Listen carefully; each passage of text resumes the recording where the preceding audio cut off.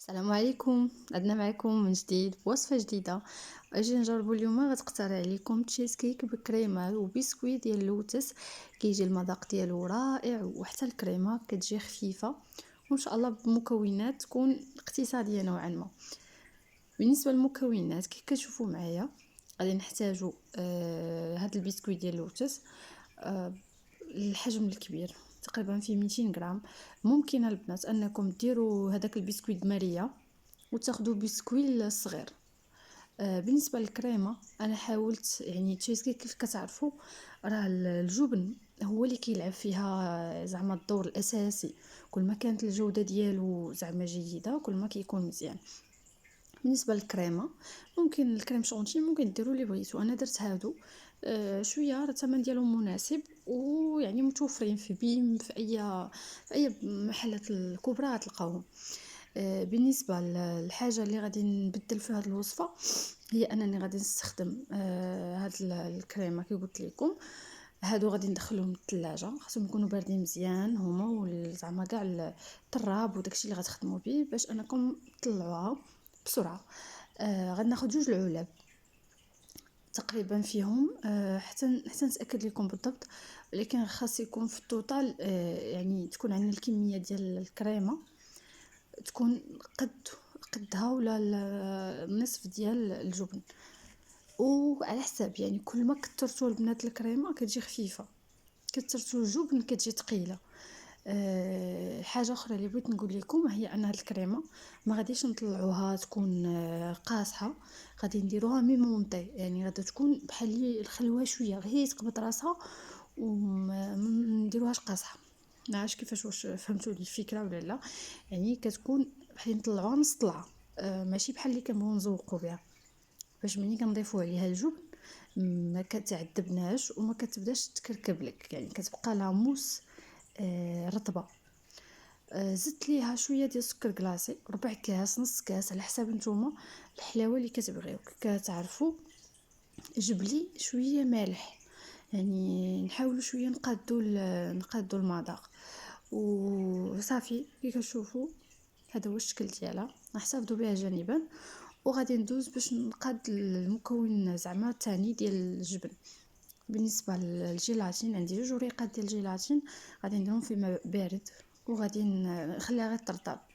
ناخذ هذيك العلبه ديال الجبن الجبلي. البنات كي قلت لكم الجبن هو اللي كيلعب دور اساسي. كاين يعني الماسكاربون، كتعرفوا كيكون غالي، فهاد الشيز كيك كيتقام زعما غالي بزاف وغتحتاجوا كميه منه. انا هنا شنو كندير، كنحاول انني ناخذ جبلي الثمن ديالو شويه مناسب، وكنضيف له بيرلي. هذاك بيرلي كيعطيه الحلاوه وكيردو كريمي، كتولي زعما ديك الجبن كيولي زوين. جربوا هاد الطريقه وردوا عليا الخبر. كان متوفر عندكم ممكن تستخدموا الجبن، يعني الجوده اللي بغيتو، راه كل ما قلت لكم كل ما طلعت الجوده ديال الجبن كل ما كيجي زوين. صافي هذه هي المرحله، كنحاول انني نقادو مزيان، ندخل هذاك البيرلي مع جبلي حتى كتولي عندي كريمه ليس، يعني ما كيبقاوش فيها دوك الحبيبات. غادي ناخذوا هاد 2 ورقات ديال الجيلاتين، غنعصروهم مزيان من الماء. وواحد تريك البنات اللي خاصكم ديروا، كتعرفوا الجيلاتين كيدوب في السخونيه.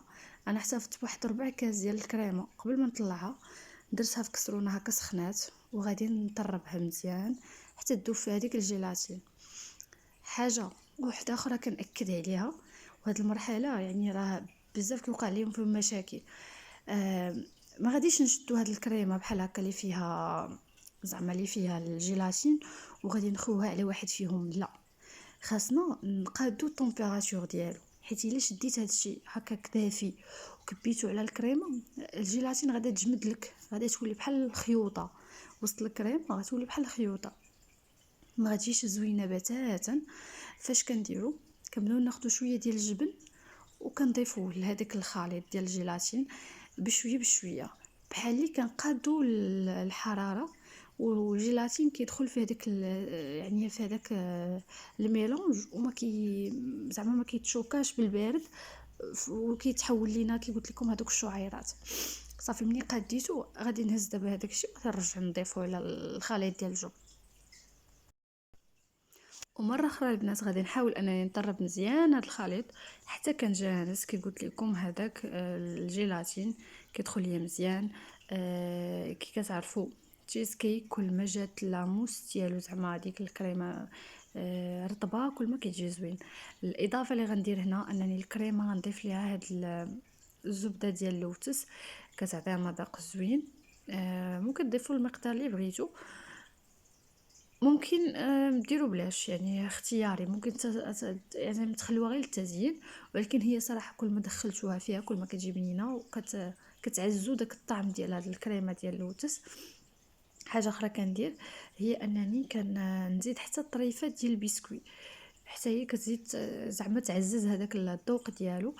وكي كنقول لكم بعد كل مرحله كنطربو مزيان، يعني خاص داكشي يدخل مزيان في الخليط.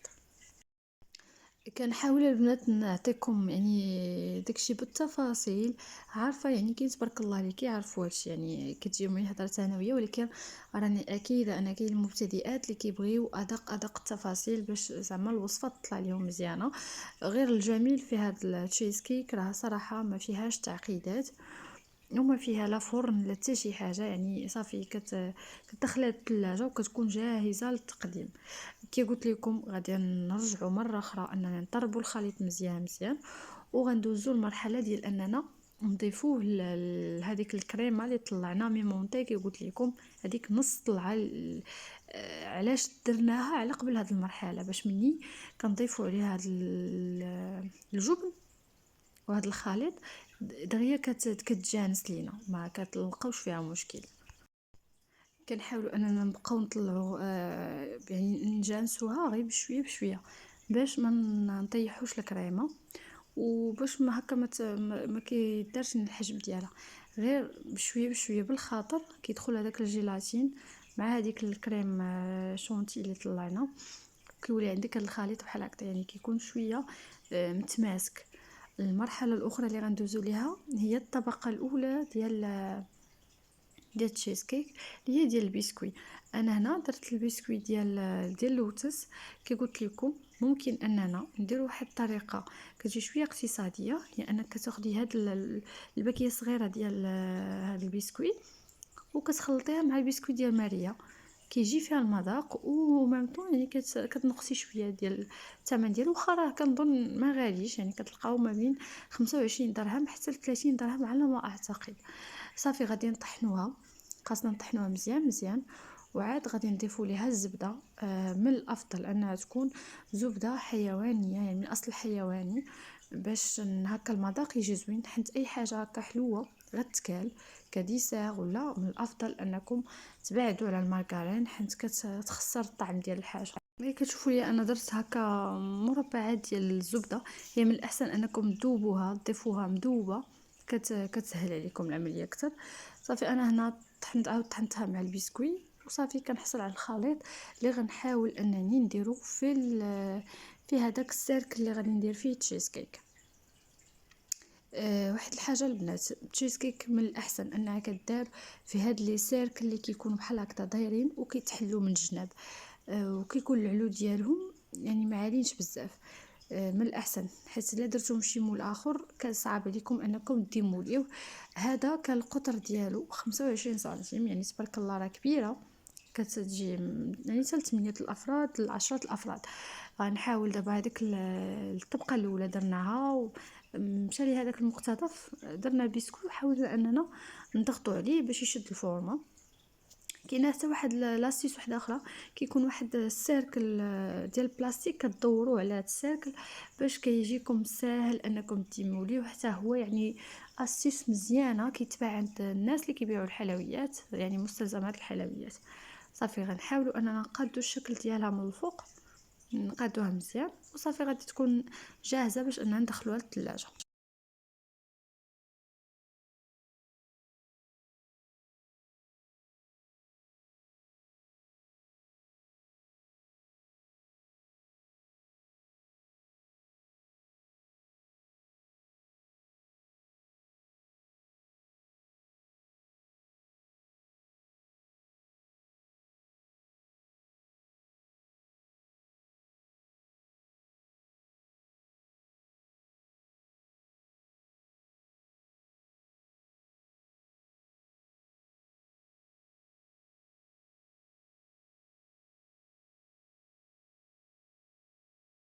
من الأحسن ملي تخرجوها من الثلاجة تخلوها شوية أنها تشد الحرارة ديال المطبخ. حنا هنايا فوا خرجتها بالزربة بديت كندير عليها هذيك الكريمة.